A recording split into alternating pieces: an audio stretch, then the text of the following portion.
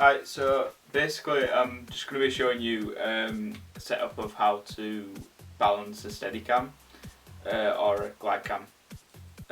This is one called Emio from Amazon. You can pick it up for around about £80 to £90.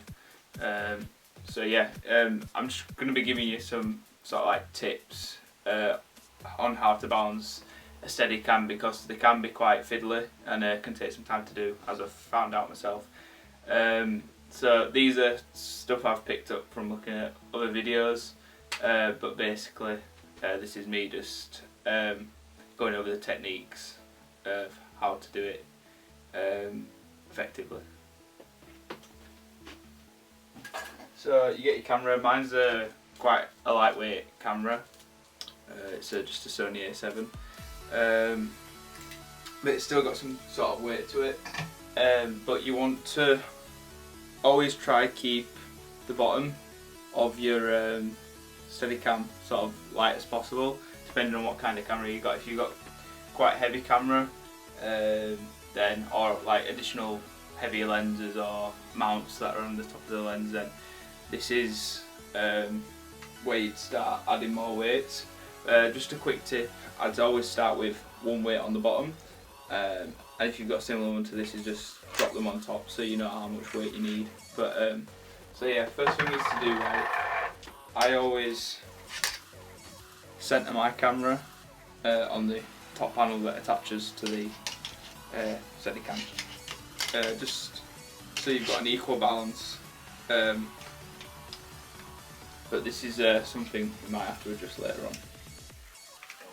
So I'm just turning this little knob here to tighten it on. So if we look now, it's turning to the right. So this is telling me there's too much weight on the right of the top of the head here.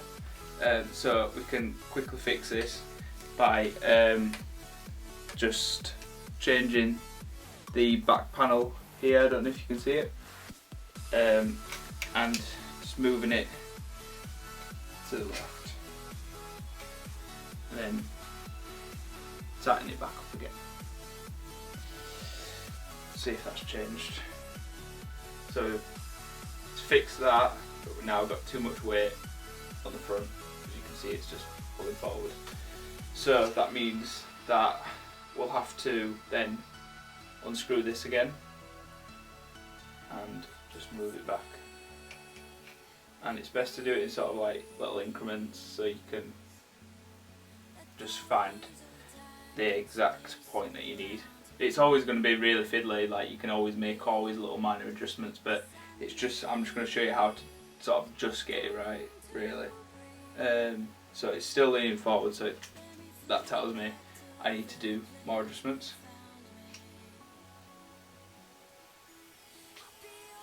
So I've pulled it back further again. Let's have a look. So we're not moving forward anymore as much, but we are getting a little bit of a rock still. So let's move it back a little bit more, just a little bit. And that's it, we're not rocking anymore, and that's sort of pretty much where it needs to be. Mine was really easy to stabilise because I've already had it set like this because I was using it yesterday, and I'll show you a few clips of stuff that I've done with this Steadicam. For the amount that you pay for it, it's really good, like quality. Like you don't have to spend 200 or 300 quid on a upmarket Steadicam. I'd say this is, it's not made out of plastic, it's made out of aluminium. It's really good. So like I'm happy with what it gives out, really. Like the flow, it's not really shaky at all. So yeah, it's good. But basically you can move this here, and this extends the pole. Now before you start adding more weights on it, I recommend that you extend the pole all the way up and see what it's like first, and then if it's still not balanced, move it to halfway, and if it's getting closer then you have to move it a bit further up or just a bit further down, but this will then hopefully bring you to your balance. And I think when you're using cameras like this, like a 600D or this kind of camera, which are kind of light, you're never going to need to really use that many weights unless you're putting bigger lenses on. So now that we've got it, I mean, we've got it somewhat balanced, like I can go like that, but there is a few like little changes that I would make, but that is balanced for now. So just another tip is, like, for when operating small Steadicams like this, you still need to hold it like this, as you would do with Steadicam, holding there on the gimbal, but to keep it, if it maybe like if you're moving left and right and it starts to turn, then you sort of don't hold too tight because it'll start shaking when you move it. But if you just hold it just there nice and lightly, you'll get a nice smooth flow on the camera. And what this does is it just basically stops any turns, but you just have to touch really lightly, don't grip it.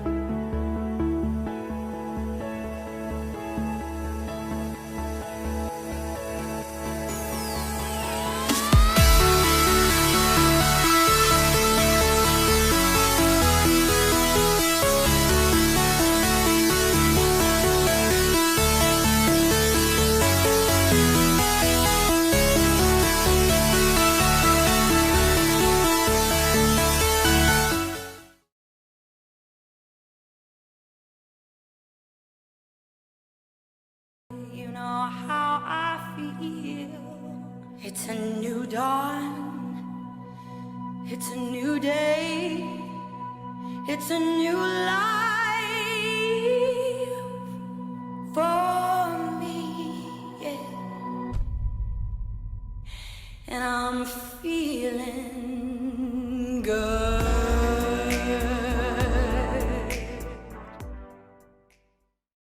Just another quick tip is the drop test. The drop test will help you find your balance a lot easier. If it's falling in at 1 second like that and it's swinging out really fast, then you haven't found your balance. But this will help you find your balance if it's falling between 2 to 3 seconds, and you'll sort of like already be there with the 2 to 3 seconds. It'll just be a few minor changes you have to make. Also, like, it can be 2 seconds, it doesn't have to be 3 seconds, it's just your preference and how you set it up. So, yeah, I'll just show you now. So, mine's falling at 1, 2, so it took 2 seconds to hit the bottom.